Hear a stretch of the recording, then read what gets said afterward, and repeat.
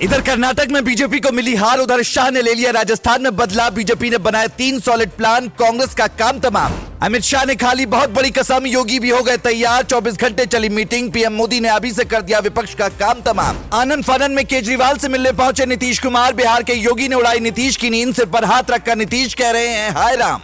इतिहास गवाह है कि जब जब अमित शाह को गुस्सा आया है तब तब अमित शाह ने ऐसा खेल विपक्ष के साथ किया है कि विपक्ष का सुपड़ा हमेशा हमेशा के लिए साफ हो गया। शाह के बारे में एक ही बात कही जाती है, जहां पर बहुमत मिलता है वहां पर तो शाह सरकार बनाते हैं, लेकिन जहां पर नहीं मिलता है वहां पर डेफिनेटली बनाते हैं। कर्नाटक में बीजेपी को हार क्या मिली? कांग्रेस को लग रहा था उसने 2024 का चुनाव जीत लिया, लेकिन जैसे शेर अपना शिकार करने से पहले 4 कदम पीछे हटता है और बाद में झपट्टा मारकर अपना शिकार कर लेता है, ठीक उसी तरह से अमित शाह ने भी इस बार राजस्थान में शिकार कर लिया है। इस बार अमित शाह ने ऐसा दांव चल दिया जिसके बाद कांग्रेस में ही कलह मच गई है। किसी भी वक्त गहलोत की कुर्सी जा सकती है। सचिन पायलट और अशोक गहलोत में राजस्थान में राज करने के लिए अब एक तरह की भीषण लड़ाई चल रही है। कर्नाटक में कांग्रेस को जीत मिली थी तो उसे लग रहा था कि अब सारी बाजी उसके हाथ में आ गई, लेकिन राजस्थान में जो बवाल इस समय मचा हुआ है, कांग्रेस का आला कमान उसको सही नहीं कर पा रहा है। बीजेपी रातों रात मुख्यमंत्री तक बदल देती है और कोई चूं तक नहीं कहता, लेकिन कांग्रेस है कि एक मुख्यमंत्री बनाने में भी उसके पसीने छूट रहे थे। कर्नाटक का उदाहरण ले तो वहाँ पर सिद्धारमैया और डीके शिव कुमार के बीच काफी विवाद देखने को मिला। दोनों नेता एक दूसरे से लड़ रहे थे कि मैं मुख्यमंत्री बनूंगा। हालांकि जैसे तैसे करके कांग्रेस ने वहां पर रायते को समेटा, लेकिन अब राजस्थान में जो बवाल चल रहा है उसको उसके लिए समेट पाना बेहद मुश्किल है। पर अब कांग्रेस के मुद्दों में इस बार बीजेपी ने राजस्थान में बहुत बड़ी सेंधमारी कर दी है। इस बार बीजेपी ने राजस्थान में कांग्रेस का दांव ही चला है। मुख्यमंत्री अशोक गहलोत अभी से कई तरह के लालच जनता को दे रहे हैं ताकि विधानसभा चुनाव में जीत मिले, लेकिन जो गलतियां उनकी सरकार में हुई है, भारतीय जनता पार्टी अब उसको ही जनता के बीच उठाने में जुटी हुई है। बाहर के लोगों को नहीं पता होगा, लेकिन सूत्रों से मिली जानकारी के मुताबिक कर्नाटक में मिली हार के बाद नरेंद्र मोदी ने पार्टी के कई पदाधिकारियों के साथ कई घंटे की बैठक की,